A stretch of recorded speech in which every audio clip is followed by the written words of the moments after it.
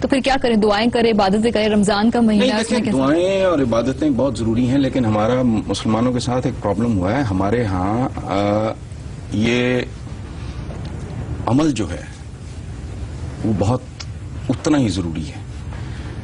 نبی کریم جیسی ذات قرہ ارض ریکارڈڈ ہسٹری میں کوئی انسان ان کی خاک پا کے برابر نہیں ہے. ان سے بہتر دعا مانگنے والا کبھی سرزمین پہ نہ آیا نہ آئے گا. ان سے بہتر عبادت کرنے والا نہ اس دھرتی پہ کبھی آیا نہ آئے گا. تو وہ ساری عمر اپنی غار حرا میں بیٹھ کے عبادت کرتے. انہوں نے کیا کیا نہیں سہا. کفار مکہ کے ظلم سے ادھر طائف میں سنگزنی، جوتے ان کے لہو سے بھر گئے، ہجرتوں کے زخم اٹھائے، احد میں زخم کھائے، غزوہ خندق. یہ کیا ہے؟ یہ ایک اول النظم آدمی کی، ایک پریکٹیکل آدمی کی اتنی خوبصورت، اتنی زبردست زندگی تمہارے سامنے ہے، اور تم لوگوں کا فوکس صرف ان چیزوں پہ. ہمارے ہاں دیکھیں، ہماری عبادتیں باقی مذاہب کی عبادتوں سے مختلف ہیں. یہ صرف جنت اور ثواب تک نہیں.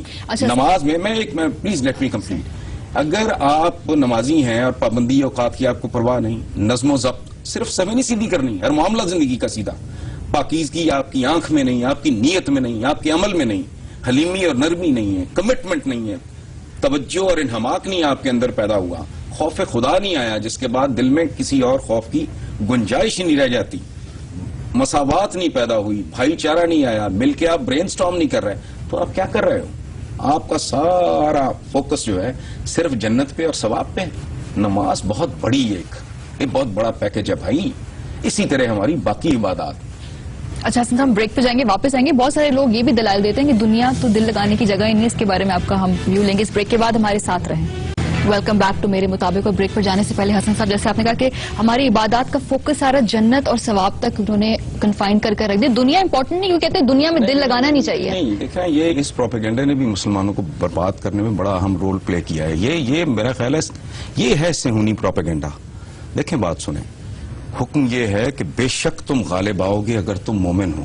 تو غالب آپ نے کہاں آنا ہے؟ دنیا پہ. حیات جو ہے موت کے بعد کی زندگی میں آپ نے کس پہ غالب آنا ہے؟ کہاں مغلوب ہونا ہے آپ نے؟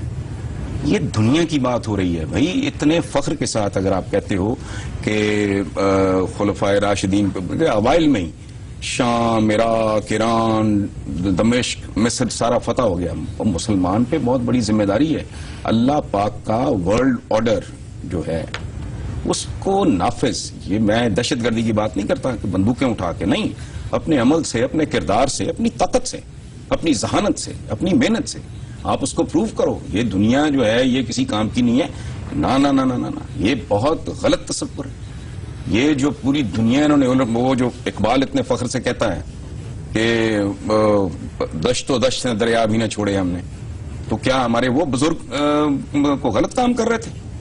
غلط ہے یہ. اور بات سنیں، آخرت کا امیدوار وہ کیسے ہو سکتا ہے جو اتنی حقیر سی دنیا پہ اپنے رب کا اور اپنے رسول کا، آقا کا ورلڈ آرڈر اگر وہ نافذ کرنے میں کوئی رول پلے نہیں کر سکتا، اس کو تو امید ہی نہیں رکھنی چاہیے پھر. دین اور دنیا نہیں. اور پھر آقا کی زندگی، نبی کریم کی زندگی صلی اللہ علیہ وآلہ وسلم، وہ غار حرا میں عبادت کرتے، انہیں کون روکتا تھا؟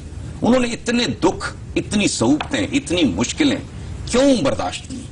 صرف اس لیے کہ وہ دنیا میں ایک تبدیلی چاہتے تھے. اور یہی بنیادی طور پہ مسلمان کی زندگی کا مقصد ہونا چاہیے، ایک پازیٹیو تبدیلی جو اللہ اور اس کے رسول کے احکامات کی روشنی میں وضع کی گئی.